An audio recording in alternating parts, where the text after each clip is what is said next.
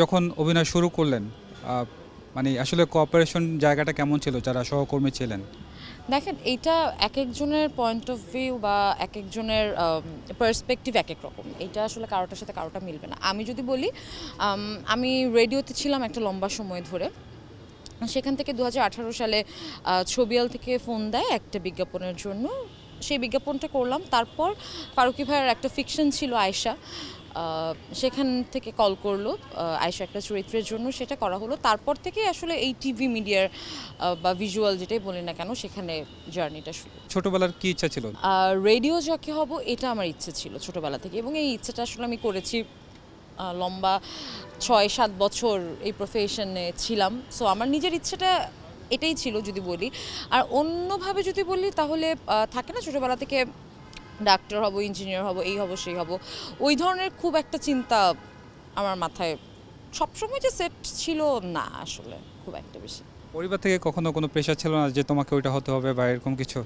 আমি পরিবারের সবার ছোট এবং সবার অনেক আদরের, তো আমি আসলে আমার পরিবারের কাছ থেকে সবথেকে বেশি যে সাপোর্টটা পাই সেটা হচ্ছে আমি যেটাই করতে চাই তারা কখনোই হয়তো তাদের সেটা পছন্দ হচ্ছে না বা তারা হয়তো চাচ্ছে না আমি এই কাজটা করি বা পেশা যাই, কিন্তু কখনো তারা সরাসরি বাধাটা আমাকে দেয়নি। তারা হয়তো আমাকে ভালোটাও বুঝিয়েছে, খারাপটাও বুঝিয়েছে, আর সেখান থেকে আমি যেটা পিক করি। কিন্তু বাধা দেয়া, না তুমি এটা হতে পারবে না, তোমাকে এটাই হতে হবে, এ ধরনের কোনো কনসেপ্ট আসলে আমার পরিবারে কখনোই ছিল না। অভিনেত্রী বলি বা অভিনেতা বলি, মানে সংখ্যাটা আসলে দিন দিন বৃদ্ধি পাচ্ছে। কি মনে হয় আসলে কম্পিটিশনের জায়গা বাড়ছে, মানে এই জায়গায় আসলে টিকে থাকার লড়াইটা কেমন?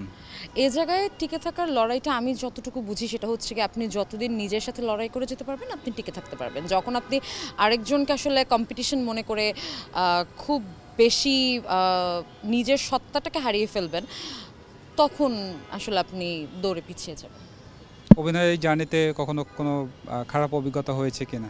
দেখেন, এটা আমি সবসময় বলি, অভিজ্ঞতা পুরোটাই এক একজনের কাছে এক এক রকম, এটা পুরোটাই আপেক্ষিক।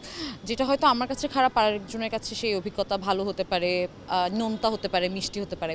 তো সেই জায়গা থেকে আমি বলবো সব কিছুই, সব ঘটনাই এক এক ধরনের অভিজ্ঞতা।